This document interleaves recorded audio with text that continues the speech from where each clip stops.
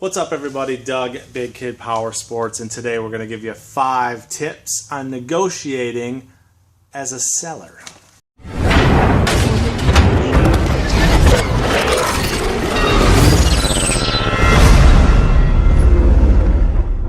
These tips are going to come in handy if you are selling your used machine, whether it be a snowmobile, ATV, dirt bike, motorcycle, or pretty much anything else in life. Here we go. First thing you got to come up with as a seller is the price. That is your job. That is not a buyer's job.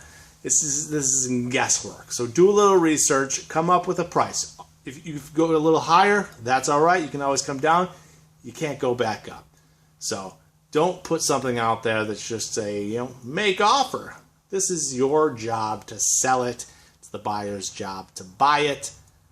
So first things first, come up with a price.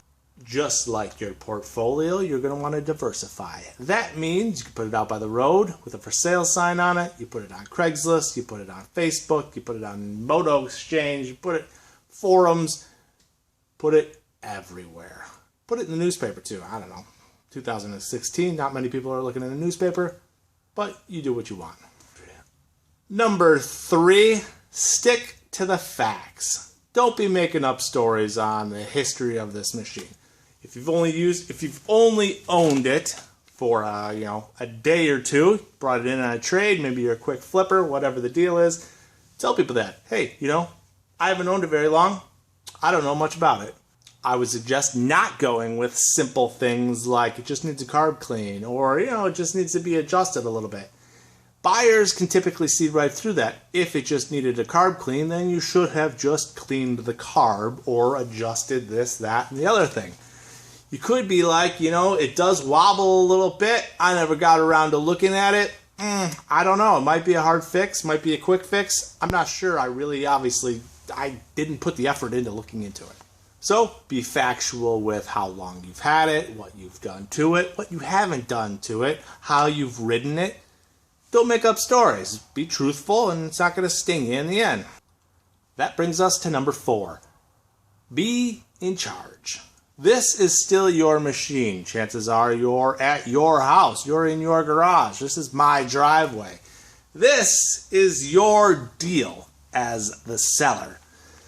So don't get wrapped up in future costs of this machine. Buyer's going to hit you with, well, it's going to need tires soon, and that's a couple $100. So, it's going to need a track soon, so that's a couple $100. Probably needs an oil change. Guess what? As a seller, that's not really your problem. Your problem is selling the machine as it sits right now. Not what it needs 3 days from now, 2 years from now, whatever. That's not your problem. Take that, and that all gets figured into your price. Obviously, if it needs new tires, it probably isn't worth as much as if it did have new tires on it. It's already worked into your price and the research that you've done. The buyer's going to hit you with all kinds of little details on why he's not going to pay whatever price that you've set. So understand that, that's really not my problem. That's the buyer's problem. Right now, this is how this machine is. If you think that it needs anything in the future, well, that's going to be a cost that you, as a buyer, are going to incur. Not me, as a seller. That takes us to number 5. And in this one, we're going to talk about not being defensive. The buyer's job is to get the best deal possible. So, he assumes that whatever price you've put it out there as, that ain't the bottom dollar. So he's going to chew you off of that, get you down a little bit. It could be $1, it could be $2, it could be a couple $100, depending on what we're talking about here. But I'll tell you what, he is not going to want to pay whatever you've said the price is. So, knowing that, don't get defensive. The guy's probably going to come right out of the gate with a low ball offer. Let it go. Let it go, man. There are a whole bunch of buyers. There's one of your machines. So stay strong, stick to the facts, don't get defensive, know that you know what you are talking about with this machine. Whatever happens in the future, that's the buyer's problem, that's the buyer's costs. That doesn't have anything to do with you right now.